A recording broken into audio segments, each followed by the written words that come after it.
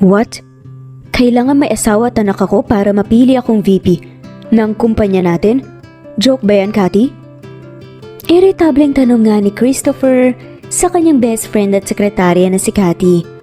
Magkaklase nga sina Cathy at Christopher simula pa nung high school, kaya naman malapit nga sila sa isa't isa.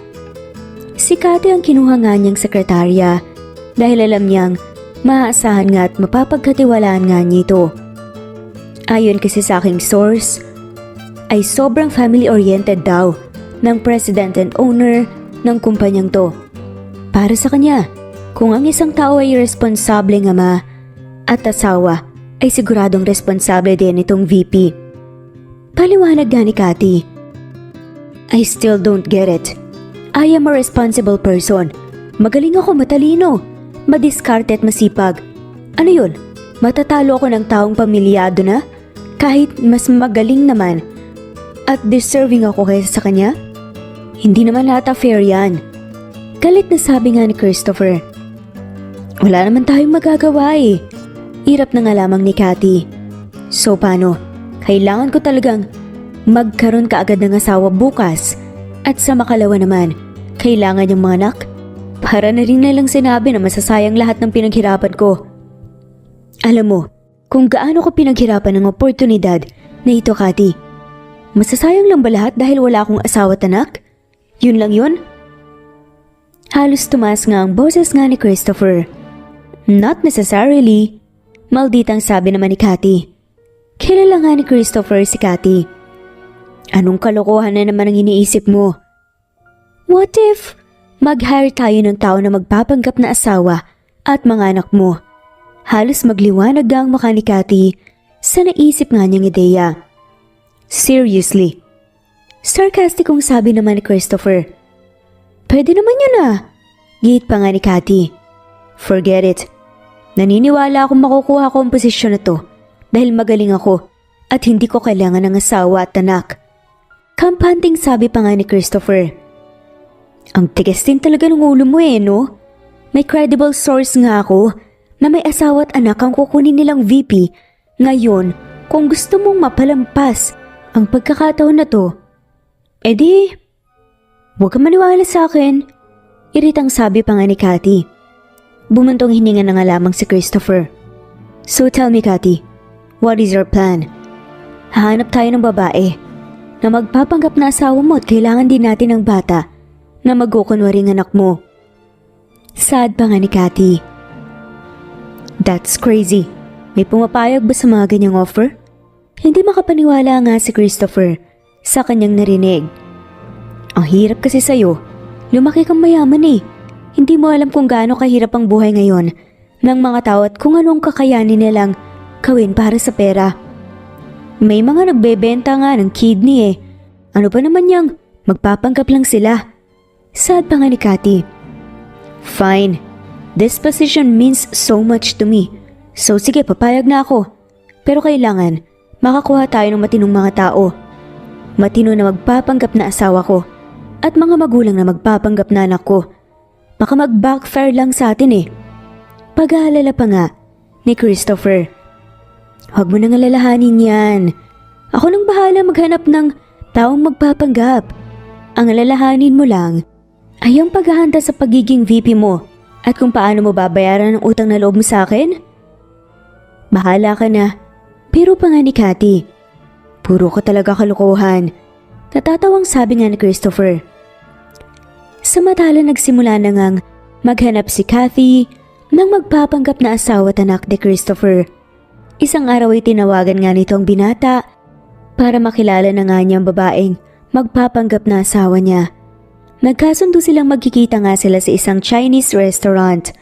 Nice din daw kasi ni Cathy na kumain ng dim sum at hindi naman ito matiis ng kanyang best friend. Nakaupo nga si Cathy sa isang pwesto kasamang babaeng magpapanggap, si Miranda. Pagdating nga ni Christopher ay agad humaway nga si Cathy para makita nga sila ng binata. Lumapit nga si Chris at nakaharap nga niya ang babaeng magpapanggap na asawa niya. Nakapusod ang buhok nito pero may mga ilang hiblang nakabagsak sa mukha nito. Ang puting t-shirt na suot nga nito ay may mga marka ng mansya. Kopas din ang pantalon nga nito na tila lumawag nga sa kalalaba. Maitim din ang paligid ng mga mata nito at tila ba pagod at puyat. Ano palang good news ang sinasabi mo sa telepono kanina? Tanong nga ni Chris na hindi binati nga si Miranda. Sa isip-isip nga ni Miranda, sus, ang sungit naman pala nito. Kaharap mo na kaagad ng good news, Chris. Ito si Miranda, siyang magpapanggap na asawa mo. At ang isa pang good news ay may mga anak siya. So hindi na natin kailangan maghanap pa ng bata na magpapanggap. Bida pa nga ni Kathy. Napakunot na nga si Chris. Mga anak? Tanong nga nito. Hindi mo kasi na itatanong. May 3 anak na siya. 3 cute na baby girls ang mga anak niya. Triplets. Patuloy pa nga nasabi ni Kathy. But that's too much. Napag-usapan nating magpapanggap tayo na may anak ako pero triplets? Parang sobra na ata. OA na. Kita nga pagkairita nga ni Chris. Alam mo mas madali ngang makapture ang puso ng mga tao dahil triplets sila. Pansinin kasi sila. Isa paano bang problema mo? Hindi mo naman sila ampunin ah. Magpapanggap lang sila. So kailangan talaga 3 ang kunwaring anak ko? Tanong muli ni Christopher. Dito na nga sumabat pa si Miranda. Wala rin po kasi ako mapag-iwanan sa anak ko kung isa lang po ang magpapanggap. Mas madali po kung silang 3 na lang para hindi ko po kailangang iwanan ng 2. Fine. Maiksing sagot ang lamang ni Chris. Saad naman ni Kathy, meron tayong 2 linggo para maghanda para sa pa-dinner ng president ng kumpanya. Ipinapasama niya ang pamilya ng may empleyado. Dito na rin siya pasikretong mamimili ng kandidato sa pagka-VP. Kaya kailangan mapalapit ka sa mga bata para hindi sila ilag sa'yo pagdating sa dinner na yon. Saad nga ni Kathy. So, paano natin gagawin yon? Hindi naman ako kakilala ng mga bata. Saad pa nga ni Christopher. Sus, madali lang naman yan eh. Ang mga bata basta nararamdaman nilang mabait ka at masayang kasama push na yan. So mag-i-schedule ako ng playdates nyo ng mga bata. Kahit siguro twice a week pwede na. Nakayuko pa nga si Kathy. At naglilista nga ng mga kailangan nga nilang gawin at bilhin para nga sa pagpapanggap na yun. Twice a week? Na playdate? Wala akong oras para dyan, Kathy.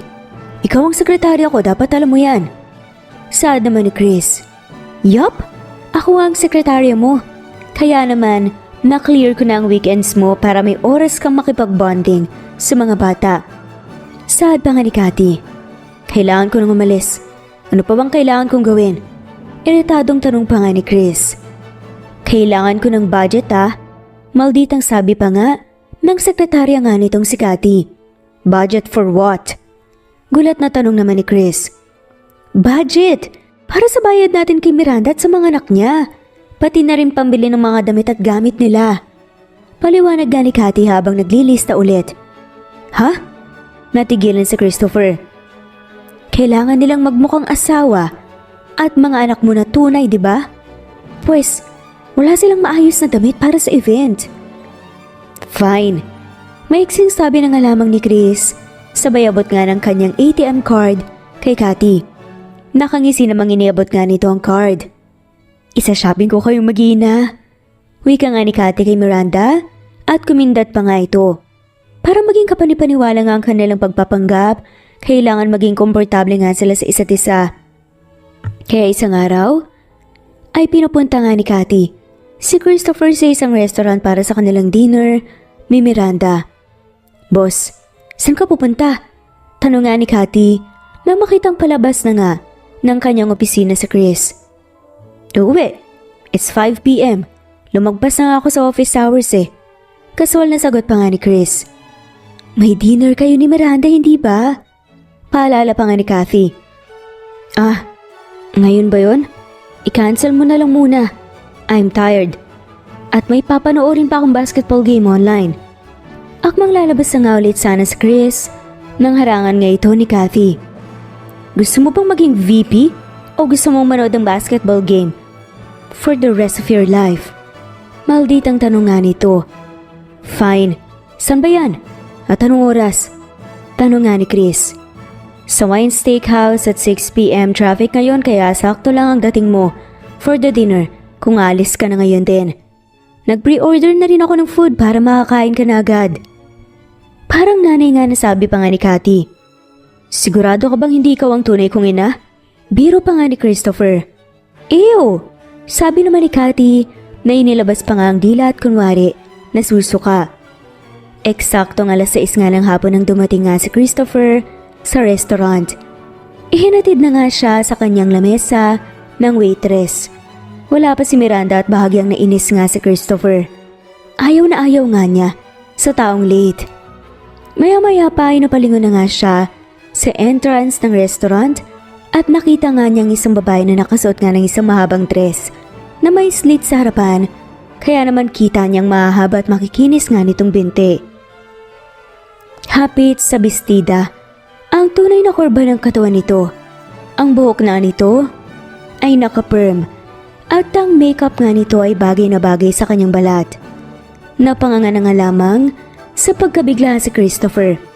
Hindi siya makapaniwala nang lumapit nga magandang babae sa kanyang lamesa. Sorry po na late ako. Wika nga ng babae. I'm sorry, do I know you? Nagtatakang tanong pa nga ni Chris. Lumingalinga pa nga ang babae bago pa bulong na sumagot. Hindi niyo po ako naaalala? Ako po si Miranda. Ako po yung kasama niyo noong isang araw na magpapanggap na asawa niyo. Parang biglang nagising nga si Chris mula sa isang panaginip. Oo, sorry, naalala ko na. Tumayo si Chris at tinalalayang umupo pa nga si Miranda. I'm so sorry, hindi kita nakalala. Ang ganda mo. Hindi pa nga napigilang sabi nga ni Chris. May kinagulat na nga lamang ni Miranda. Sada nga lamang nito. Ha? Okay lang. Kahit nga po ako, hindi ko nakilala ang aking sarili.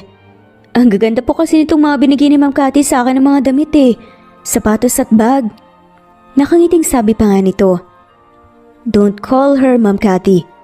Baka may makarinig at makabuko pa sa plano natin. Paalala nga ni Chris. Sorry, sige po sir. Please don't call me sir. Tawagin mo lang akong Christopher. O kaya Chris. Pwede po bang babe na lang ay tawag ko sa inyo? Nakangising tanong pa nga ni Miranda. Ha? Nabigla pero parang kinilig naman si Christopher. Joke lang po. Humagikik pa nga na sabi ni Miranda. Magpapanggap tayong mag-asawa kaya wag ka na rin magpo sa akin. Nahiling pa nga na sabi ni Chris. Sige, Christopher. Dumating na nga ang pagkain na in-order nga ni Cathy para sa kanila at nagsimula na nga silang kumain. Hindi mapigilan ni Christopher na mapatitig nga sa babae. Napakaganda naman kasi nito. Malayo sa itsura nga nito ang una nga nilang pagkikita. Maganda pala siya. Pagmukhang nakapagpahinga at naayusan. Sa isip-isip lamang ni Chris. May dumi ba ako sa muka? Tanong pa nga ni Miranda nang makitang nakatitig nga sa kanya si Christopher. Wala naman. You just look so gorgeous today. Nahihiyang sabi pa nga nito. Nagulat ka ba kasi malayong malayo ang itsura ko nung una tayong nagkita? Nakangiting tanong pa nga ni Miranda. No offense, but yes. Prangkang sagot naman ni Chris. Inayusan kasi nila ako ngayon. Maganda din yung makeup at damit na binigay ni Cathy. Haggard kasi ako lagi Ang hirap din kasing mag-alaga ng mga bata at magtrabaho. Paliwanag naman ni Miranda.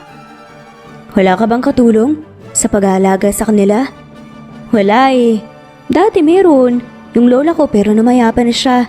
Kaya solo ko na lang pag-aalaga sa mga bata ngayon. If you don't mind, asan ba kasi ang tatay nila? Yung asawa mo?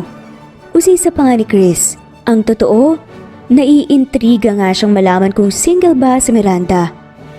Hindi ko alam. Sada nga lamang nito. What? Hindi na lang siya umuwi isang araw. Dagdag pa nga ni Miranda. Baka naman aksidente. Hinanap mo ba siya? Umiling si Miranda. Hindi na rin ako nag-alala pa kasi dala niya ang lahat ng mga damit niya. So sa tingin ko, tanado naman talaga at ayaw niya kaming makasama at panindigan. Wala naman sigurong naaksidente na dinala lahat ng damit, diba? Tumatawang sabi pa nga nito na parang wala na at nakamove on na nga sa nangyari. Pero tila may humaplos naman sa puso ni Chris dahil doon. Dahil parang nagpapakatatag nga si Miranda para sa mga anak. Iniwan ka niya. At ang inyong mga anak, napakiresponsable naman pala ng asawa mo. Medyo naiirita pa nga si Christopher sa kanyang nasabi at natuklasan. Okay na din yun? Kinakaya ko namang mag-isa para sa aking mga anak. Itataguyod ko sila hanggat kaya ko. Buti nagagawa mo pa yung gawing biro. Ganun lang naman yun Hindi naman ako pwedeng magmukmuk at may 3 batang umaasa sa akin. Hindi ko sila pwedeng pabayaan. Sad pa nga ni Miranda. That's a good point. San ka nga pala nagtatrabaho? Doon po ako nagtatrabaho sa coffee shop na madalas yung puntahan ni Cathy. 12 oras pong trabaho ko doon.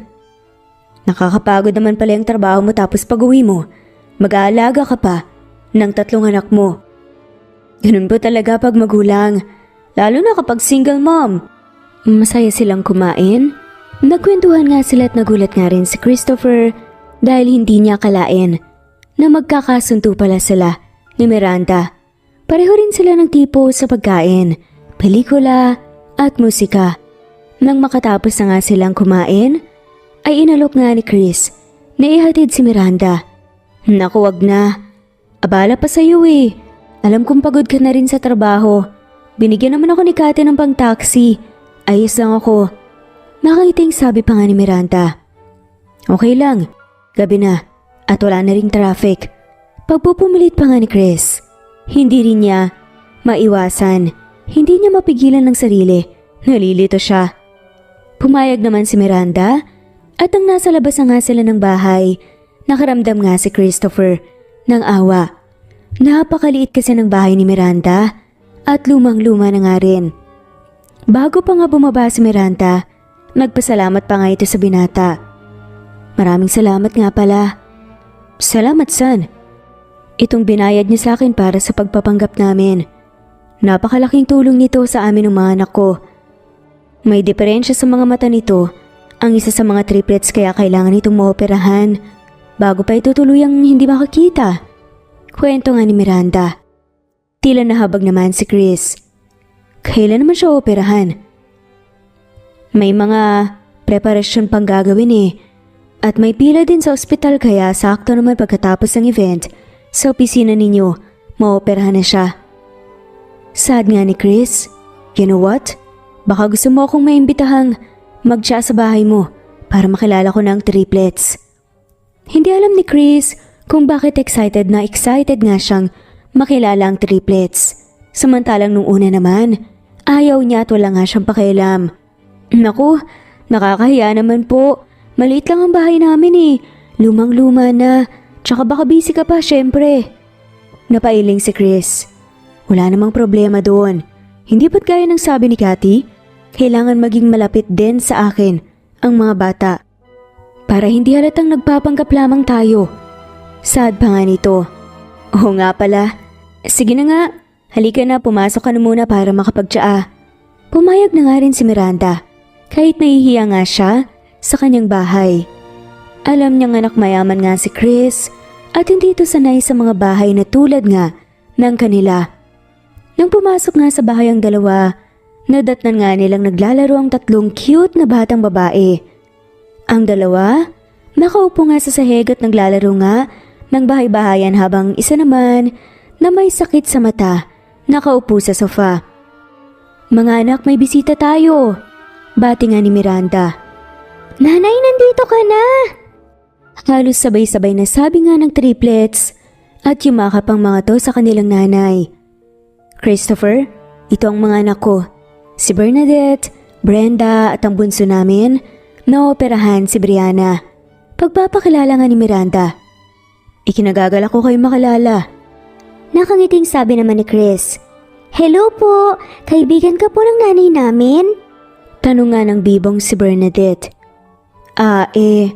Oo, kaibigan ko ang nanay niyo. Ani na nga lamang ni Christopher. Kumain na po ba kayo? Tanong muli ni Bernadette. Natawa naman si Chris sa tanong ng bata. Oo, kumain na ako, salamat. Pasensya ka na, makulit talaga yung panganay ko. No, ayos lang. Nakakatuwa nga at napakabibo niya.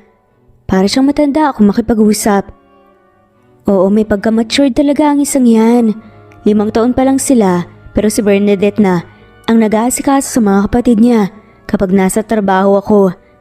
Pita nga ni Miranda. 5 taon pa lang? Hindi ba delikado na iniiwan mo sila dito na walang kasamang matanda? Nag-aalalang tanong nga ni Christopher. Hindi naman sa ganoon. Minsan pinapakiusapan ko naman yung kapitbahay namin. Na kaibigan ko na rin. Na sa tingin ko naman mapagkakatiwalaan ko. Tsaka wala kasi akong kamag-anak na mapag-iiwanan sa kanila. Kailangan ko namang magbanat ng buto. Magtrabaho para sa kanila. Para sa therapy din ng bunso ko. Ang totoo ay plano ko na nga lamang sanang magtinda ng pagkain dyan sa harap ng bahay namin. Gagamitin ko sanang puhunan ang ibinayad niyo sa akin para sana hindi ko na kailangang iwan pa ang triplets. Nag-aalala rin talaga ako kapag silang tatlo ang naiiwan dito sa bahay. Salaysay pa nga ni Miranda. Magandang ideya yan. Bakit hindi mo ituloy? Magagamit ko kasi sa operasyon ni Bunso yung pera. Pero hindi bale. Hindi naman ako nawawala ng pag-asa eh. Pag nakaluwag-luwag at nakaipon, itutuloy ko na yung plano ko. Pangkarinderya? Tanong nga ni Chris. Oo, mga ulam at merienda, ganun. May mga pabrika kasing malapit dito, kaya marami akong target customers. Marunong ka palang magluto. Oo, mahilig talaga akong magluto eh. Nung bata pa nga ako, pangarap kong maging chef kaso, ayun, na-inlove sa maling tao. Hindi ko natapos ang kurso ko. Ayos lang yan. At least, may 3 kang anak. Pero na-curious lang ako sa luto mo. Do you accept orders? Tanong pa nga ni Chris. Minsan may mga napapaluto sa akin. Saad nga ni Miranda. Kaya mo bang magluto para sa 50 tao kada araw? Nanlaki nga ang mata ni Miranda. Kaya naman. Bakit mo na itanong? May 5 araw na feeding program kasi kami. Ang aming opisina, kada araw, namimigay kami ng 50 food packs sa mga homeless at street children. Dagdag kita mo na rin yon kung kaya mo. Naku, malaking tulong po yan pag nagkataon. Saad pa nga ni Miranda. Dinukot na nga ni Christopher ang kanyang wallet at nagabot na nga lamang siya ng 10,000 piso. Hetong 10,000 piso. Paunang bayad yan para na rin.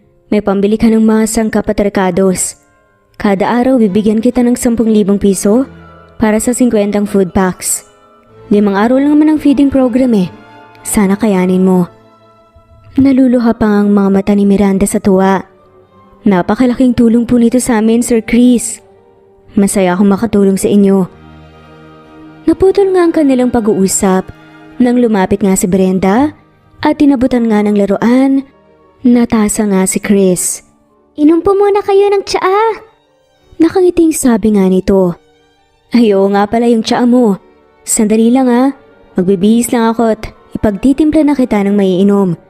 Pumasok nga si Miranda sa maliit na kwarto at nang lumabas nga siya natawa na nga lamang siya nang makita ngang nakaupo na nga rin sa sahig si Chris at nasa maliit na laruang lamesa na kunwari kumakain kasama ang triplets.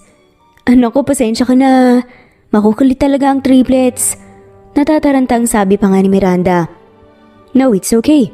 Naglalaro lang naman kami. Pakitimpla na lang yung totoong tsaa ko. Tumatawang sabi pa nga ni Chris. Naglaro pa nga sila ng konti ng mga bata at matapos ngang magtsaa ay nagpaalam na nga si Chris. O paano, mauna na ako ah. Tatawagan na lang kita. O kaya ni Cathy para ma-pick up niya dito ang mga food packs. Pagpapaalam pa nga ni Christopher. Ingat ka ha. Maraming salamat sa tulong mo. Sambit nga ni Miranda at nagulat nga sila nang biglang umiyak ang triplets.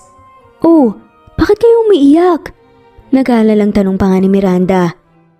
Aalis na po siya. Gusto pa po namin siyang kalaro. Humihigbing sabi pa nga ni Brianna. Huwag ka mag-alala, babalik naman ako eh. Sabi naman ni Chris. Sabay hawak nga sa ulo ng triplets. Pangako mo po yan? Paninigurado pa nga ni Bernadette. Oo naman, teka. Gusto niyo bang mamasyal sa Sabado? Tanong pa nga ni Chris. Gusto po namin! At nagsimula na ngang magtalunan ng mga bata at si Brianna nga ay yumakap nga sa hita ni Christopher. Naku, wag na abala lang sa'yo eh. Nahihiyang sabi pa nga ni Miranda. Sabi naman ni Cathy kailangan namin ng bonding, hindi ba? Paalala pa nga ni Christopher. Sige na nga, kung hindi ka naman naaabala, okay lang ba? Pumayag na nga rin naman si Miranda. Ang totoo ay gusto rin naman niyang makasama ang binata pero nahihiya lamang siyang makaabala. Sad nga ni Chris. Nilinis na ni Cathy ang schedule ko para sa susunod na 2 linggo kaya't hindi naman abala sa akin. Masaya rin naman ako makasama ka at ang mga bata. Umalis na nga si Christopher sa bahay nila Miranda nang may ngiti sa mga labi. Natutuwa nga siyang makalalang mga bata. Hindi naman may paliwanag nga ni Chris kung bakit tila excited nga siyang dumating ang araw ng Sabado at makasama nga mag-iina. Dumating nga ang araw ng Sabado. Maaga pa lang ay gising na nga ang mga bata. Excited nga silang magpunta sa mall. Abala sa trabaho ang kanilang ina at dahil na nga rin sa kakapusan nga sa pera ay bihira nga silang makapunta sa mall. Nang dumating nga si Chris sa bahay nga ni Miranda ay nakabihis na nga ang mga bata. Wow, ang cute niyo naman! Bati nga ni Chris. At yumakap nga sa kanyang mga bata. Nako, ang agang ang nagising ng mga yan eh. At sa unang pagkakataon yata, hindi ko sila kinailangang kulitin na maligo at magbihis. Sila na ang kusang nagsiligo at nagsibihis. Pinili pa nga nila ang pinakamaayos nilang damit para daw hindi ka mapahiya kapag isinama mo sila sa mall. Kwento pa nga ni Miranda. Ngumiti naman si Christopher. Kahit ano pa ang suot nyo, kahit ano pang gawin nyo, hindi ako mapapahiya. Proud ako na kasama ko kayo. Ang babait tsaka ang cute nyo kayang tatlo. Sad pa nga ni Chris. Napangiti na nga lamang si Miranda. Nagpunta nga sila sa isang mall kung saan nga may buffet at playhouse na talaga namang mag-e-enjoy nga ang mga bata. Nang nasa harap na nga ng playhouse ang triplets, halos matulala ang mga to. Hoy mga anak, ano ba yan? Hindi na kayo nakagalaw dyan na natatawang sabi nga ni Miranda sa kanyang mga anak na natulala sa ganda ng mga laruan. Maglalaro po kami dyan? Tanong nga ni Bernadette na tila hindi nga makapaniwala. Oh, bakit ayaw niyo ba? Mapangasar pa nga na tanong nga ni Chris. Gusto po naming maglaro sa playhouse. Sabay-sabay nga na sabi nga ng mga bata at magsisitalunan pa nga ang mga to. Ipinasok na nga ni Chris ang mga bata sa laruan. Paglabas nga niya, niyaya nga niya si Miranda na magmerienda habang hinihintay nga ang triplets. Baka gusto mo munang magkape o kaya mag-cake. Mukhang nagugutom na tayo sa paghihintay sa mga bata eh. Natatawang sad pa nga ni Chris. Naku, pasensya ka na. Ang totoo, matagal na talaga nilang gustong makapaglaro sa ganyang lugar. Pero hindi namin kaya eh. Lalo na, mahal, tapos 3 sila. Nahihiyang kwento pa nga ni Miranda. Wala yun. Salamat ulit ha, dahil napasaya ang mga bata. Masaya ako na masaya sila. Sad naman ni Christopher. Nagkwentuhan naman ng dalawa habang nasa cake shop sila. Lalong nakilala nga ni Chris si Miranda. Humanga siya ng todo sa tapang at bait nga nito. Matapos maglaro, ipinamili naman ni Christopher ng mga laruan ng triplets. Salamat. Sobra-sobra na ang tulong mo sa amin. Nakakahiya na. Isang araw ay dumaan nga si Chris sa coffee shop kung saan nga nagtatrabaho bilang janitress, si Miranda. O Christopher, napadaan ka ata. May kailangan ba tayong puntahan? Kailangan ba nating magpanggap na mag-asawa? Papulong pa nga ng tanong nga ni Miranda. Nahawak pa nga ang kanyang mop. Wala naman. Gusto lang sana kitang yayain na magmerienda. Nag-aalalang tanong nga ni Christopher. Nako, hanggang 5:00 pa kasi ako dito sa trabaho eh. Absent kasi yung kapalitan ko kaya yun, nag-overtime ako. Alam mo na, dagdag kita din. Nahihiya pa nga sabi ni Miranda. No, that's fine. Mag-iikot-ikot na lang ako dito sa may mall. Babalikan kita ng 5 p.m. Tila nabunutan nga ng tinik si Chris nang maramdaman na gusto ring sumama sa kanya ni Miranda. Sige, Kaso, natigilan nga si Miranda at yumuko pa nga ito sa hiya. May problema ba? Tanong nga ni Christopher. Wala naman, kaso white t-shirt na kupas at walang kwelyo lamang ang pamalit ko dito sa uniforme ko eh. Lahad pa nga nito. Ano naman? Nakakahiya. Miranda, kahit ano pang isuot mo, maganda ka naman, okay? Kinilig naman si Miranda. Umalis na nga si Christopher at bumalik na nga lamang ito nang tapos na nga ang trabaho. Ready ka na? Oo naman, saan ba tayo pupunta? Takang tanong nga ni Miranda. Actually, wala pa akong naiisip. Basta para bang gusto kitang makita o makasama. Ikaw, saan mo gustong pumunta? Parang gusto kong kumain ng trending sa social media. Yung Paris? Nakikita ko nga yan, masarap kaya? Subukan natin. Tara. At nagpunta nga ang dalawa sa sumisikat na karinderya pero napakaraming tao sa pinuntahan nila. Kaya't hindi na nga sila nakakain pa. Paano yan? Parang matindi pa naman ang craving mo sa trending na Paris na yan. Ani nga ni Miranda. Okay lang. Masaya pa rin naman ako dahil kasama kita. Banat nga na naman ni Christopher. Alam mo, puro kakalokohan. Tara na nga lang. Maghanap na lang tayo ng ibang makakainan. Lihim naman kinilig nga si Miranda. Ayaw nga niyang magpadala sa mga pasari nga ni Christopher.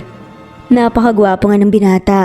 Matangkad, tisoy, namumula-mula ang mga labi at pisngi nga nito.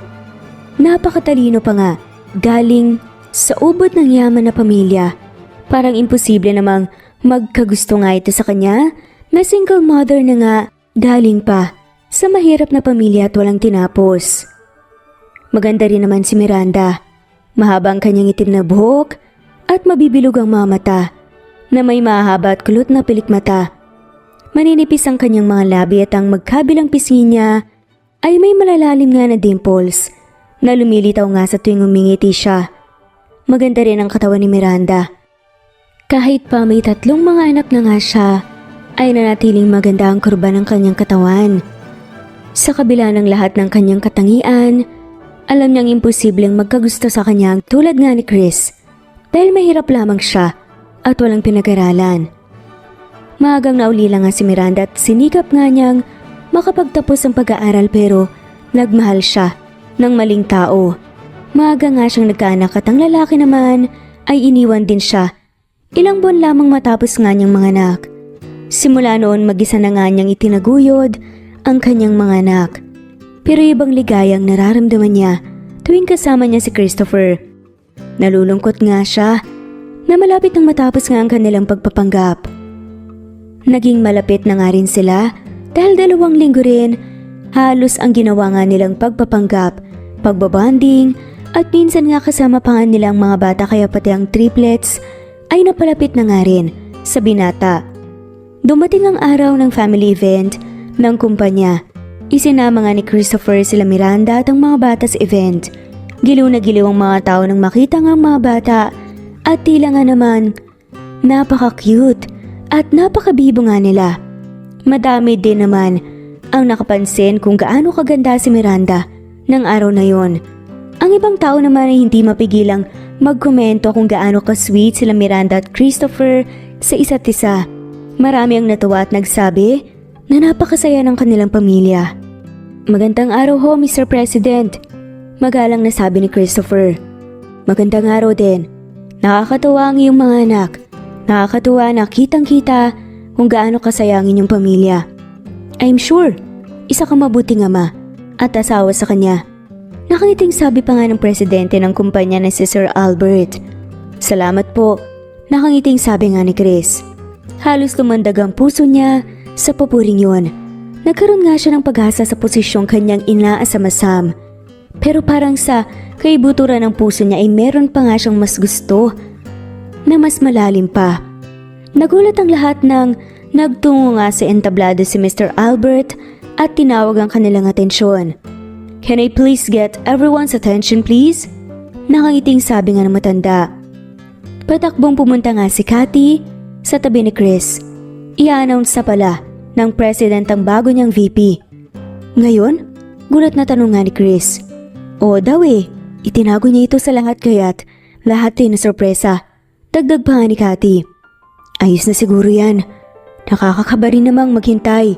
Natatawang sabi pa nga ni Chris at nagtungo na nga ito sa lamesan nila. Hinawakan nga ni Chris ang kamay ni Miranda at bumulong. I-announce na raw ang bagong VP. Ngayon na?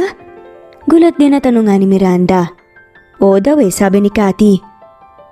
Akala ko ba sa susunod na Lunes pa? Takang tanong naman ni Miranda. Surprise daw. Nakangising sabi nga ni Chris at naputol nga ang kanilang pagbubulungan nang inanunsyo na nga ang bagong VP. Alam kong inaasahan ng lahat na sa susunod na Lunes pa ang aking announcement pero isa itong sorpresa. Maraming salamat sa lahat ng nagsumiti ng intensyon para maging bago nating VP. Ang totoo nahirapan ako sa pagdesisyon. Lahat kayo magagaling at deserving. Kung maaari ko lang kayo lahat kunin bilang VP pero iisa lang ang kailangan natin. Hinihiling ko lang na suportahan natin ang bagong VP para ito sa ikabubuti ng buong kumpanya at ng ating mga tao. Help me congratulate our new VP, Mr. Edgar Ramos. Nagpalakpakan ng mga tao. Gulat at dismayado nga si Miranda pero laking gulat nga niya. Nang pagtingin niya kay Christopher ay nakangiti pa nga ito. Tumayo pa nga ito at lumapit para kamayan at i-congratulate nga ang new VP na si Mr. Edgar Ramos. Tahimik si Miranda, simula nang i-anunsyo nga ang bagong VP. Matapos ang event, ay nagtungo na nga sila sa kotse at ihahatid na nga lamang sila pa uwi ni Chris. Tumatakbong, dumating nga si Cathy. Bago pa man sila makasakay sa kotse, umiiyak nga ito at yumakap kay Chris. I'm sorry, bulalas pa nga nito. Ayos ka lang ba Cathy, ba't ka umiiyak? Nag-aalalang tanong nga ni Chris. Hindi ka nakuhang VP. Alam kong pinaghirapan mo lahat tapos nagbigay pa ako ng ideya na magpanggap ka na may asawa at mga anak pero hindi ka pa rin nakuha. Tumutulo nga ang luha sa pisngi nga nito habang nagpapaliwanag. I'm fine. Ginawa ko ang lahat kaya okay lang. Ginawa mo rin lahat ng kaya mo para matulungan ako kaya okay lang. Makabulhang sabi pa nga ni Chris. At niyakap pabalik ang kaibigan. Sure ka ha? Paninigurado nga ni Cathy. Yes, I'm okay. Umuwi ka na at magpahinga. Kung gusto mo munang magbakasyon, okay lang din sa akin. Alam kong pagod ka sa lahat ng preparasyon natin. Sad pa ni Christopher. Hindi nakuhang VP si Chris, pero okay lang sa kanya dahil napamahal na nga siya sa mag-iina. Pakiramdam niya ito ang nagbigay daan para makilala at mapalapit nga siya sa mga ito kaya daig pa nga niyang na-promote. Inihatid nga ni Chris ang mag-iina. Sa pagod sa paglalaro, nakatulog nga kaagad ng mga bata at naiwan nga na nagkakape sina Chris at Miranda. Sorry alam kong pinaghirapan mo ang posisyon mo na yon. Ginawa mo naman ng lahat Malungkot na sabi pa nga ni Miranda. Bakit ka nagsasorry? Hindi mo naman kasalanan yon. Isa pa, mukha ba ako malungkot? Tanong nga ni Christopher. Mukhang hindi nga. Nagtataka nga rin ako. Bakit parang hindi ka apektado na hindi mo nakuha ang posisyon? Ang pagkakaalam ko, matagal mo na yung pinaghandaan Usisa pa nga ni Miranda. Oo naman. Gusto ko ang posisyon na yun pero okay lang sa akin kahit hindi ko nakuha. Ang totoo, talo ko pa nga ang naging VP ng company dahil nakilala ko pa kayo ng mga bata. Madamdaming sabi ni Chris. Kinilig ng todo si Miranda. Namula pa nga ito. Puro ka talaga kalokohan. Nakangiting sabi niya. Totoo nga. Para na akong nanalo ng jackpot dahil sa inyo ng mga bata. Simula nung nakilala ko kayo, parang may kulang sa puso ko na biglang napunan. Makabulhang sabi pa nga nito. Ang lalim nun Tumatawang saad pa ni Miranda. Kanina mo pa ako inasar. Kinakabahan na nga yung tao Naiilingan na sabi nga ni Christopher habang tumatawa. Ha? Anong ibig mo sabihin? Kabado na nga rin si Miranda. Mahal na kita, Miranda. At gusto ko na sanang malaman kung may pagtingin ka rin sa akin. Tanong nga ni Chris na nakatitig sa mga mata ni Miranda. Secret? Mapangasar na sabi pa nga ni Miranda. Hinawakan nga ni Christopher ang kamay nito. Seryoso na please? Gusto kitang maging nobya. Gusto kong pagdating ng araw ay maging totoong asawa kita at anak ko ang mga bata. Kahit hindi sila sa akin, paninindigan ko sila. Pero I understand. We need to take it slow. Gusto mo ba rin akong maging nobyo? Aba, syempre naman. Diretsahan na nga ring saad ni Miranda. Talaga? Oo. Mahal kita, Chris. Mahal ka namin ng mga bata. Salamat sa pagtanggap sa akin ng buong buha. Salamat nakita mo ang laman ng puso ko at hindi ng estado ko sa buhay. Hindi ko sasayangin ang tiwalang binigay mo sa akin. Saad pa nga ni Chris. Aba, dapat lang.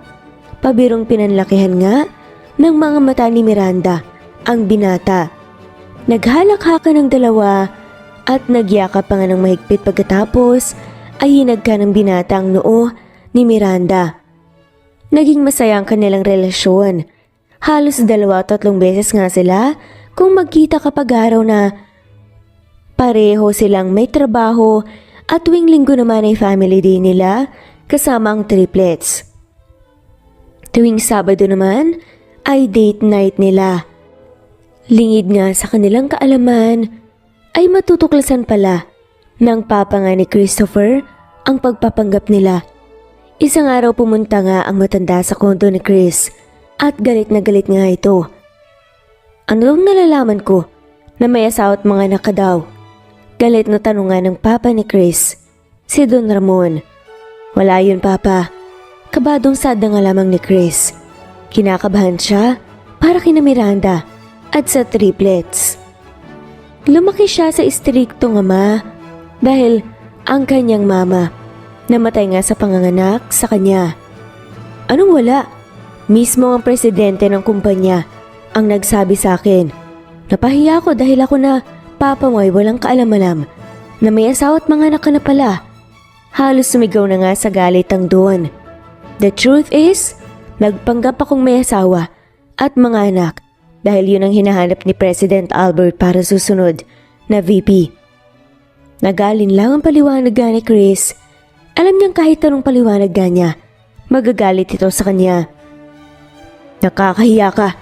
Hindi ka ba naniniwala sa sarili mong galing? Bakit kailangan mo pang magkunwari at mandaya? Sumbat ng ama ni Christopher. Ang gusto ng presidente ay isang taong may asawa at anak. Sa tingin niya ay mas responsable ang isang taong may asawa at anak. Pilit na pinaliwanag pa nga ni Chris ang kanyang dahilan. Wala akong pakialam sa dahilan mo. Kahit saan daanin, mali pa rin at nakakahiya ang iyong ginawa. Tapos na yan. Sana ay hindi mo na ulitin pa. Nakakahiya ka. Walang sabi-sabi umalis na nga lamang ang papa ni Chris. Pero makalipas ang ilang araw, bumalik ito at galit na galit. O papa, mukhang napapadalas ang bisita. Biro pa nga ni Chris. Wala itong kalam-alam. Nagpupuyos pala sa galit ang kanyang ama. Pagkalapit nga nito bigla na nga lamang nitong sinuntok sa mukha si Chris. Bumagsak nga sa sahig ang lalaki at dumugo ang gilid ng kanyang labi. Ano pong problema, papa? Galit na tanong pa nga ni Christopher. Ano tong nalaman ko na may nobya kang janitress at may mga anak pa nga ito? Galit na galit ang matanda at para nga itong atakihin sa puso. Dahan-dahang tumayo nga si Christopher. Totoo po yan. Si Miranda ang babaeng nagpanggap na asawa ko at doon ko siya mas nakilala ng lubos. At doon ko siya minahal. Mabuti siyang tao pa. Maaaring janitress siya pero marangal naman ang kanyang trabaho. Mabuti ang kanyang puso. May anak siyang triplets pero hindi siya kasal at iniwan siya ng ama ng mga bata. Ilang buwan lamang makatapos nga niyang mga anak. Salaysay pa nga ni Chris na umaasang maintindihan nga siya ng kanyang papa. Desperado ka na ba? Galit na tanong pa nga ni Don Ramon. Papa, mabait ang anak ni Miranda. Napalapit na rin ako sa kanila. Wala akong pakialam. Hindi mo malang binigyan ng kahihiyan ang pamilya natin. Sa dinami-dami ng pwede mong maging nobya ay janitress pa? At ang masakit pa, ay ikaw pa ang sasalo ng responsibilidad ng 3 niyang anak. Gawain niya ng desperado. Galit na, sabi pa nga ng papa ni Christopher. Mahal ko si Miranda at wala nang makakapagpabago pa ng isip ko, papa. Mahal kita at ginagalang kita bilang ama ko, pero mali ang husgahan si Miranda dahil lamang sa mahirap siya. Pagmamatigas pa nga ni Christopher. Pagsisisihan mo to. Kung hindi mo lalayuan ang babaeng yun, hindi magiging madali ang buhay niya. Banta pa nga ng matanda. Makakaalis na ho kayo. Pilit pa rin ginagalang nga ni Christopher ang ama kahit na masamang-masama ang kanyang loob. Nagbanta na nga ang matanda pero hindi lubos sa kalayan ni Chris na totoong pahihirapan ng kanyang ama at ipapatanggal pa pala ito sa trabaho. Isang araw dumating nga si Chris sa bahay nga ni Miranda. Nagulat nga siya nang makitang umiiyak sa kanya ang nobya. Ano nangyari? Are you okay? Nag-aalalang tanong ni Chris. Umiling na nga lamang si Miranda habang tumutulang mga luha sa kanyang mga pisngi. Tinanggal ako sa trabaho kanina. Umiiyak pa nga na sabi nito. Ha? Bakit daw? Nagulat na tanong nga ni Christopher. Yun nga ang masakit eh. Wala silang maibigay na dahilan. Nung isang araw, sabi lang nila sa akin na mapopromote daw ako. Alam mo ba yung pakiramdam na sa wakas sa pansin na nila lahat ng hirap, mula sakit at sakripisyo ko, tapos bigla na lang akong sinisante. Umasa ko na mabibigyan ako ng mas maayos na trabaho para magkaroon ng mas maayos na buhay ang aking mga anak. Pero hindi pa rin pala. Hindi ko maintindihan ang nangyari. Hindi ko alam paano na kami ng mga anak ko. Dito na nga humagulgol pa ng iyak si Miranda. Pilit pinapakalma ni Chris si Miranda. Lumapit pa nga ang mga bata sa kanila. Nanay, bakit ka po umiiyak? Tanong pa nga ni Bernadette. May umaway po ba sa inyo? Halata din. Natanong nga ni Brianna. Nag-aalala. Wala na daw trabaho si nanay. Sabi naman ni Brenda. At nagsimula na ngang mag-iyakan ng mga bata. Paano na po tayo? Nag-aalalang sad pa nga ni Bernadette. Mga bata, kumalma kayo. Andito naman ako para sa inyo, di ba? Aalalayan ko kayo hanggang sa makahanap ang nanay nun ng bagong trabaho.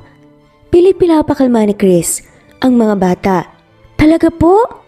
Oo naman, pangako ko yan sa inyo. Nakangiting sabi naman ni Christopher. Salamat po! Halos sabay-sabay pa nga nasabi ng triplets at niyakap nila si Chris. Matapos maghapunan sa bahay ni Miranda at makipaglaro nga sa mga bata ay dumiretso na nga si Chris sa bahay ng kanyang ama. Pa, alam kong ikaw ang may kagagawan ng pagkasisante ni Miranda. Bakit kailangan mo siyang idamay? Galit na kumpronta nga ni Chris sa kanyang ama. Hindi ba't binalaan na kita? Bakit parang nagulat ka pa? At hindi lang yan ang mangyayari kapag itinuloy mo pa ang pakikipagrelasyon sa ampas lupang babaeng yun. Muling banta nga ni Don Ramon. Pa, kahit kailan, hindi masusukat ng pera, ari-arian o katayuan sa buhay ang pagkatao ng bawat isa. Pagtangis pa nga ni Christopher. Pera at estado ang importante, iho. Nagbubulag-bulagan ka. Kung sasabihin mong hindi, malamig na nasabi pa nga ng matanda. Wala nang nagawa pa si Chris, kundi iwan na nga lamang ang kanyang ama. Sarado na kasi ang isip nito at kahit na anong pilit nga niya, mukhang hindi pa nga rin ito matatanggap ang babaeng pinakamamahal niya. Bumalik si Christopher sa bahay ni Miranda at ipinagtapat nga nito ang kanyang nadiskubre. Miranda, patawarin mo ko. Malungkot na pag-amin nga ni Chris. Naguguluhan at nakakunot noong tanong naman ni Miranda. Patawarin saan? Ang papa ko pala ang dahilan kung bakit nawalan ka ng trabaho. Na hindi nga makatingin si Christopher sa tindi ng hiya. Sa nangyari? Baka nagkakamali ka lang. Bakit naman niya yun gagawin? At paano? Minsan kinausap ako ni Papa. Nakarating sa kanya ang tungkol sa ating relasyon. Binalaan niya ako na hindi na nga siya sangayon sa ating pagmamahalan. Binalaan niya ako na ahadlangan niya tayo pero ang akala ko ay sa akin siya may gagawin kaya sa walang bahala ko lamang dahil ipaglalaban ko ang pagmamahalan natin. Hindi ko naman lubos sa kalaing ikaw pala ang pupuntiryahin niya. Makapangyarihan pa impluwensya si Papa. Maaring kinilala niya ang may-ari ng iyong pinagtatrabahuan. Malungkot na salaysay pa nga ni Christopher. Hindi mo naman kasalanan yun, Chris. Wala na tayong magagawa pa kung talagang ayaw sa akin ng papa mo. Ganyan naman ang mga napapanood ko sa telenovela eh. Ayaw ng mga mayayamang magulang sa tulad naming mahihirap para sa kanilang mga anak. Pabiro pa ngang sabi nga ni Miranda. Nakukuha mo pa talaga magbiro pagkatapos ng ginawa sa akin ng aking ama. Ang seryoso mo naman kasi masyado eh. Saad nga ni Miranda. Anong plano mo? E di maghahanap ng ibang trabaho. O kaya itutuloy ko na lang ang dati ko pang gusto na magtinda na lamang ng pagkain dito. Naalala mo ba yung umorder sa akin ng food packs para sa feeding program ninyo? Hindi ba't sabi mo nagustuhan ng mga tao ang luto ko? Paalala pa nga ni Miranda. Magandang idea yan. So ibig sabihin ba niyan, hindi ka makikipaghiwalay sa akin? Parang nabunutan pa nga ng tinik si Chris sa kanyang narinig. Umiling naman ang babae. Hindi no, ba mahal yata kita? Mahal ka ng mga anak ko. Kung ikaw ay handa kang ipaglaban ang pagmamahalan natin, syempre ako rin. Maghilaw na sagot naman ni Miranda. Talaga? Tuwang-tuwa nga si Chris sa kanyang narinig. Oo naman, nakangiting saad nga ni Miranda. Nagulat na nga lamang ang dalawa nang biglang magsalita ang mga bata. Kami din po! Sigaw nga ng triplets. Aba, akala ko ba tulog na kayo? Gulat na tanong nga ni Miranda na natatawa nga sa kanyang mga anak. Nagising po kasi kami at narinig po namin kayo nag-uusap eh. Ani nga ni Bernadette. Kayo talaga, halinga kayo? Masayang sabi ni Chris. Lumapit naman ang mga bata at yumakap kay Christopher. Totoo naman po. Kami din po, mahal ka rin po namin kahit na wala ng trabaho si nanay dahil sa papa mo. Salamat mga bata. Walang paglagyan nga ang tuwa sa puso ni Chris.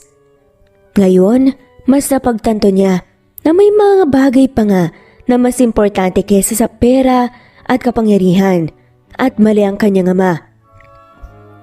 Dahil nga, wala nang trabaho, nagtayo ng alam ng karinderya si Miranda. Binigyan siya ng pera ni Chris na panimula niya. Noong una tinatanggihan pa nga nito ang pera pero mapilit nga si Christopher. Naging maayos naman ang negosyo ni Miranda. Muli nga siyang nabuhayan ng loob pero hindi pa nga nagtagal ang kanyang karinderya ipinasara ng munisipyo. Marami raw kasing mga kapitbahay at mga tagalugar nila na inirereklamo nga ang ingay at kalat mula nga sa kanyang karinderya. Sa tingin ni Miranda ay kagagawa na naman to ng ama ni Christopher pagkat lahat naman ng taga kanila ay suki niya. Mahusay siyang makisama kaya't sigurado siyang wala siyang kaaway sa lugar na yon. Kahit may pasara nga ang karinderya, hindi pa rin nagpatinag si Christopher at Miranda. Ipinaglaban pa rin nila ang kanilang pagmamahalan at naniniwala nga sila hanggang dulo. Makalipas ang ilang araw, sinugod nga ng papa ni Chris ang bahay nga ni Miranda.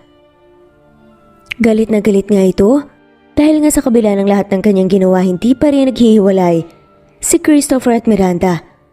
Nagulat nga si Miranda nang may kumatok nga sa kanyang bahay at nang pagbuksan nga niya ay tumambad sa kanyang isang tisoy na matanda na halatang mayaman pero matapobre. Magandang araw ho. Anong kailangan nyo? May maitutulong po ba ako sa inyo? Magalang nabati pa nga ni Miranda. Ito ang unang paghaharap nga ni Don Ramon at Miranda. Itinoon talaga ng matanda na wala nga sa bahay si Christopher. Meron. Iwanan mo ang anak ko. Prangkang sabi pa nga ng matanda. Po? Ano pong ibig niyong sabihin? Kabadong tanong ni Miranda. Alam kong alam mo ang sinasabi ko. Didiretsahin na kita. Hindi kita gusto bilang tao at hindi kita gusto para sa anak ko. Alam kong kayamanan lang namin ang gusto mo. Matapobreng sabi pa nga ng matanda. Nasaktan nga si Miranda sa sinabi ng matanda pero dahil ama ito, nang pinakamamahal nga niya, pinigil nga niya ang kanyang galit at nagawa pa nga rin niyang respetuhin ito. Pasensya na po kung ganyan ang akala niyo pero mali po kayo sir. Mahal ko po ang anak niyo. Hindi po dahil sa kayamanan niya. Kamahal-mahal naman po ang inyong anak. Mabuting tao po siya. Paliwanag pa nga ni Miranda. Sinungaling ka. Siyempre sasabihin mo yan pero may interes ka talaga sa pera namin. Ewan ko ba naman sa anak ko, matalino naman pero napakabobo sa babae. Pati ang mga anak mo ay ipinapakargo mo sa aking anak. Ayaw talagang tumigil ng matanda sa paghalipusta sa pagkatao nga ni Miranda. Nanginginig pa nga ito sa galit kaya't nagalala nga si Miranda. Sinubukan pa nga niyang alukin ng tubig ito pero lalo lamang nagalit. Hindi ho totoo yan. Mapagmahal at malambing ho ang mga bata kaya napamahal si Chris sa mga anak ko. Kung talagang mahal mo ang anak ko, lalayuan mo siya. Giit pa nga ng matanda. Ano hong gagawin niyo kung hindi ko siya lalayuan? Ipatatanggal niyo huli ako sa trabaho? Ipasasara niyo ang negosyo ko? Kahit kung anong gawin niyo, ay handa akong ipaglaban ang pagmamahalan namin. Matapang na sagot nga ni Miranda. Ganun ba?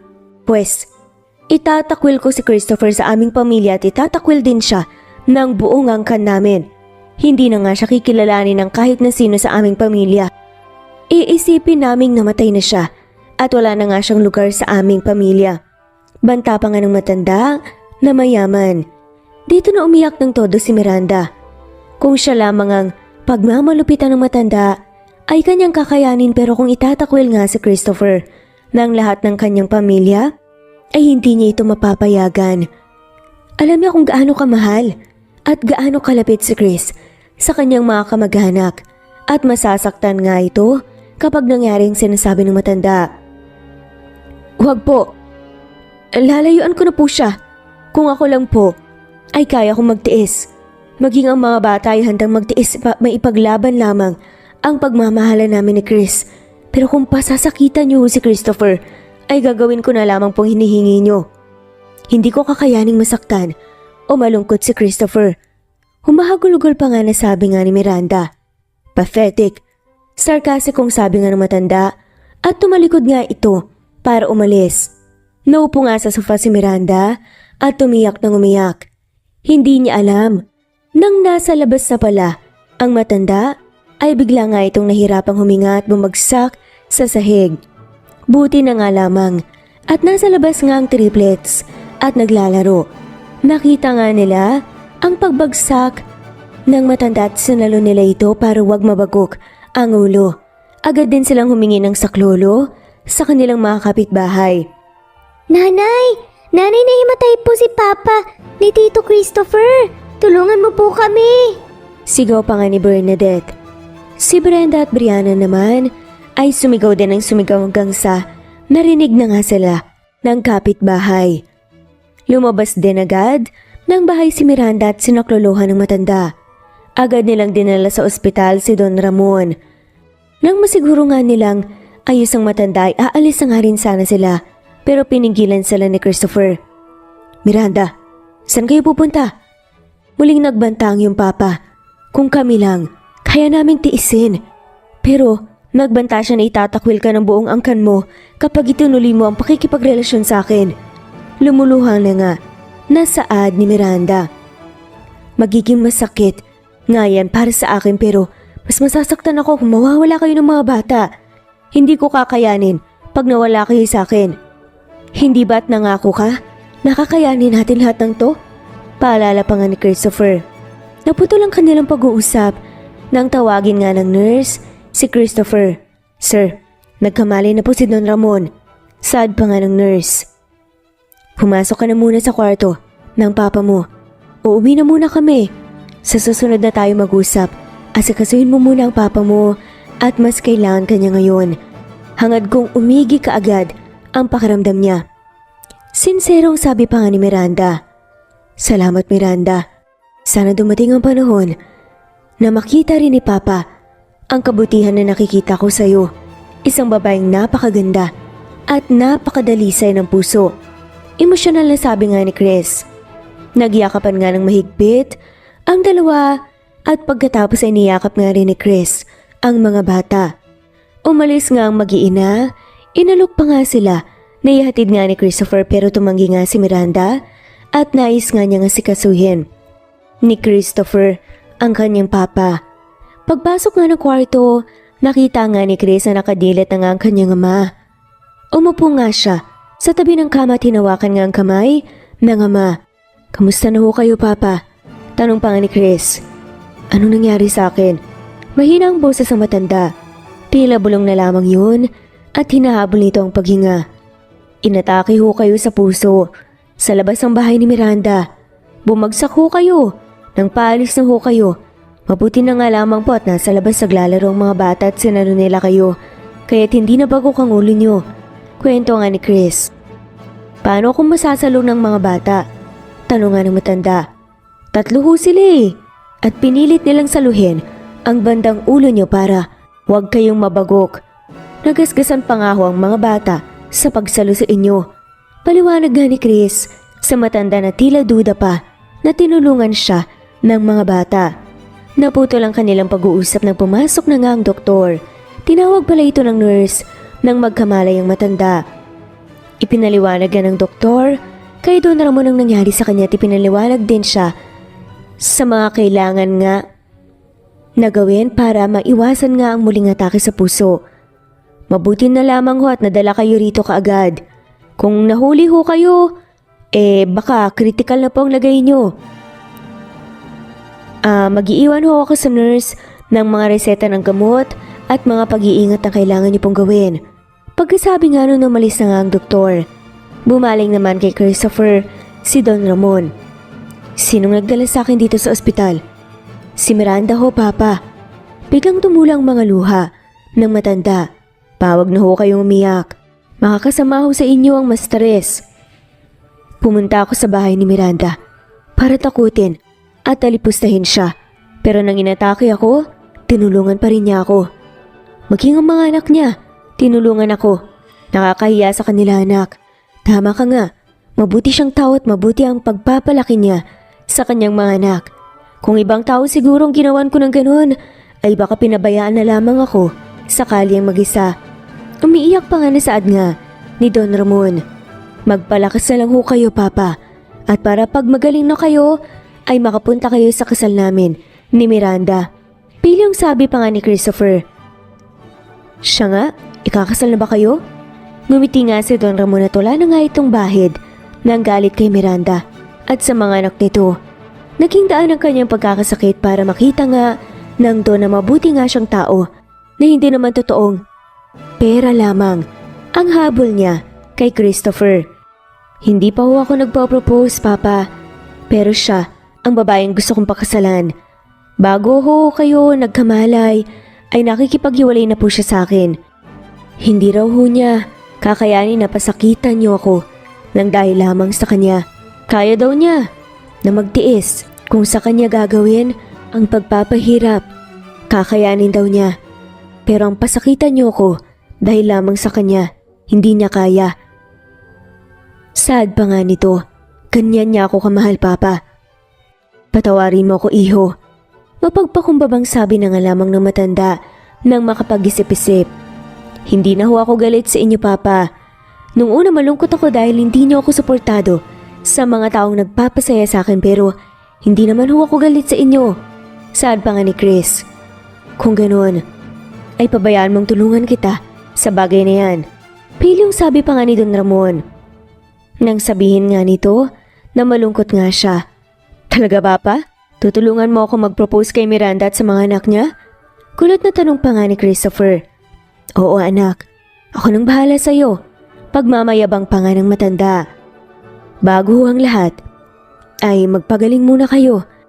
Paano niyo po ako tutulungan sa proposal kung naka-hospital gown po kayo at nakaratay sa ospital?" Tumatawang sabi pa nga ni Chris. Naghalakhakan at nagyakap ang mag-ama. Habang nasa ospital nga si Don Ramon, pinabayaan na nga muna ni Chris si Miranda na makapag-isip-isip. Hindi muna niya ginambala ang mag-ina. Hindi na muna niya ito pinadalahan ng mga text or chat messages. Hindi rin muna niya tinawagan ng cellphone ang mag-iina. Buong akala ni Miranda, Tinanggap na nga ni Chris ang kanyang pakikipaghiwalay.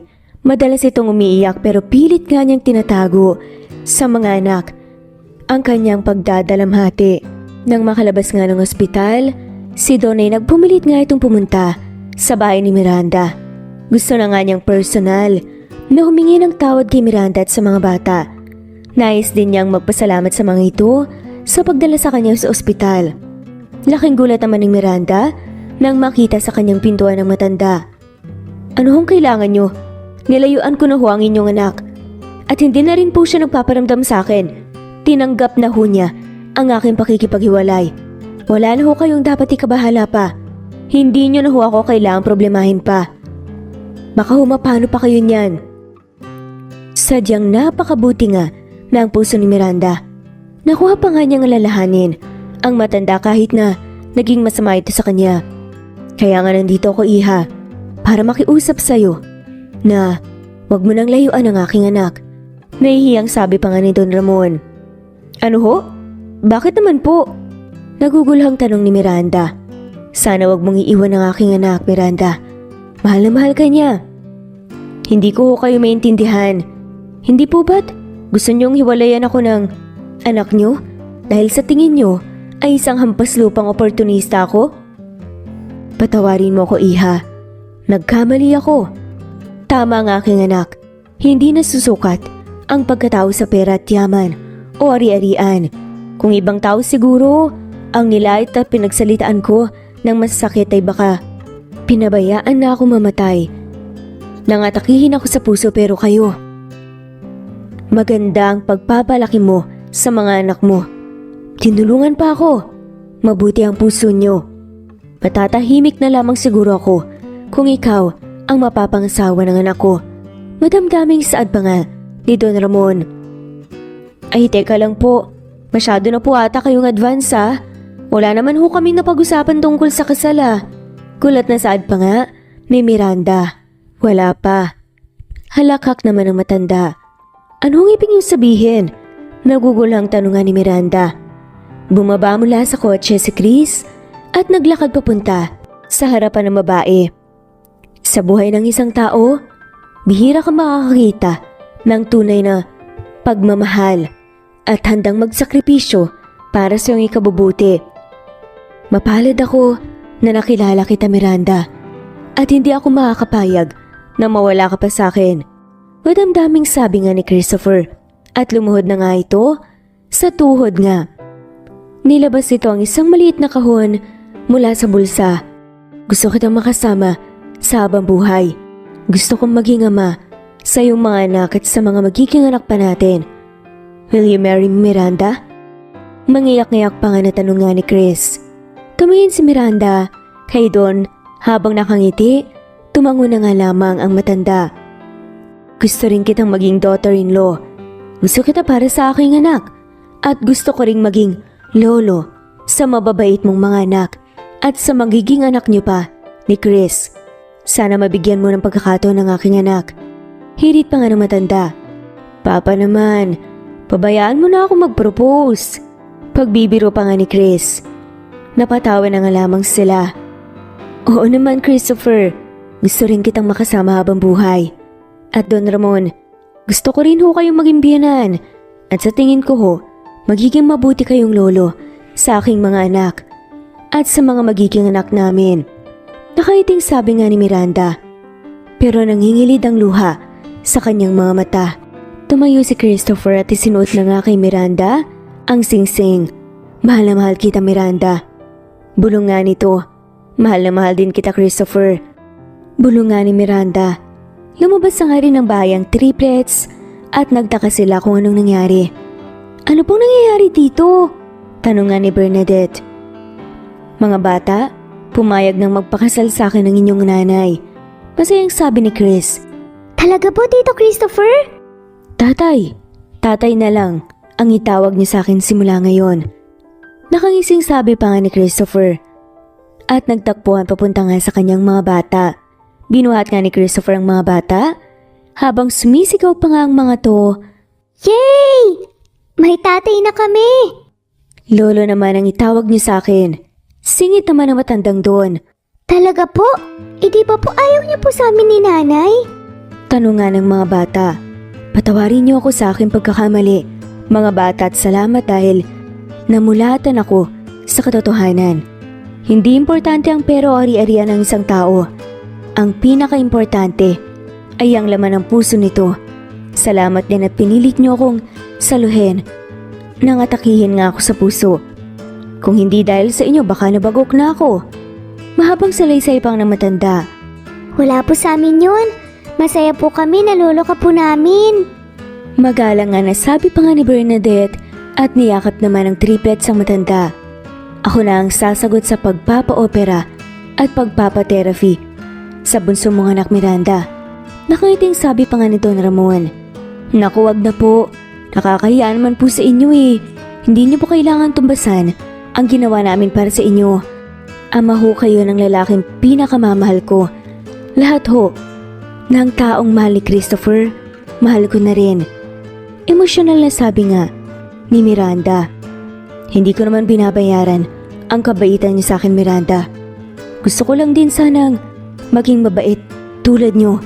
Kaya sana tanggapin mo ang alok ko ng pagpapa-opera sa bunso mo. Pagpupamilit pa nga ni Don Ramon.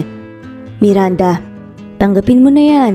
Dahil hindi ka rin naman titigilan ni Papa hanggat hindi mo tinatanggap ang kanyang alok. Natatawa at pilyong sabi pa nga ni Chris. Totoo yan. Tumatawang saad pa nga ng matanda. Sige na nga ho, tatanggapin ko na ho, marami pong salamat. Masayang sabi nga ni Miranda. Naging masaya naman ang kanilang samahan. Maging ang mga bata, naging malapit na nga rin sa kanilang bagong lolo. Hindi na nila naabutan pa ang kanilang tunay na lolo, kaya naman masaya silang magkaroon ng lolo sa katauhan ni Don Ramon. Hindi nagtagal, ikinasal na nga sila Miranda at Chris. Dahil wala nang pamilya o mga magulang nga si Miranda, ay ang triplets ang naghatid sa kanya sa altar. Hindi na tumutol pang matanda sa kanilang pagmamahalan, bagkus tinanggap nito ng buong puso si Miranda, pati na nga rin ang mga bata na di kalaunan ay naging malapit nga sa kanya at itinuring nga niyang tunay na mga apo. Nagkaroon nga ng offer sa ibang kumpanya si Chris bilang presidente. Tinanggap niya ang alok at naging masaya naman siya sa bago nga niyang posisyon. Hindi na nga niya tinangkap ang magpanggap muli para lamang makuha ang trabahong nais niya. Si Miranda naman, hindi na nga muna nagtrabaho. Inalok pa nga siya ni Don Ramon ang negosyo. Nakukonsensya daw kasi ito sa pagpapasisante nga kay Miranda, pati na nga rin ang pagpapasara ng kanyang bagong tayong negosyo. Pero hindi tinanggap ng mag-asawa ang alok ng matanda. Nais muna nilang makapagpahinga at makapag-enjoy muna si Miranda. Buong buhay kasi niya ay pawang mabibigat na trabaho nga ang kanyang pinasok. Mabuhay lamang ang kanyang mga anak. Kaya naman nagdesisyon na nga lamang si Christopher na panahon na para maalagaan nga naman niya ang kanyang sarili at magawa ang mga bagay na magpapasaya sa kanya. Makalipas ang ilang buwan, matapos nga ang kanilang kasal, nakaramdam ng pagkainip si Miranda. Nag-aral siya ng culinary dahil hilig naman talaga niya ang pagluluto. Hindi kalaunan, nagtayo nga rin siya ng maliit na restaurant na may bake shop. Ang triplets naman ay nagsimula na nga rin mag-aral sa isang pribadong paaralan. Naging matagumpay din ang operasyon ni Bunso at meron nga itong regular na therapy sessions. Tunay nga na dumarating sa mabubuting tao ang mabubuting bagay. Sa kabila ng kasamaan ni Don Ramon, pinili ni Miranda at ng kanyang mga anak na maging mabuti pa rin. Kaya naman naging mabuti din ang kanilang buhay. Proud din si Miranda na napalaki nga niya ang mga bata na may takot sa Diyos. Marami mang hirap ang pinagdaanan ni Miranda, naging mapalad pa rin siya sa kanyang bagong pamilya. Salamat po sa pakikinig. Bilang pasasalamat, comment down lang po ang inyong pangalan at kung saan po kayo nakikinig para po ma-shoutout kayo at mapasalamatan sa mismong video. At dito na nga po nagtatapos. Maraming salamat po sa lahat at shoutout po sa mga sumusunod.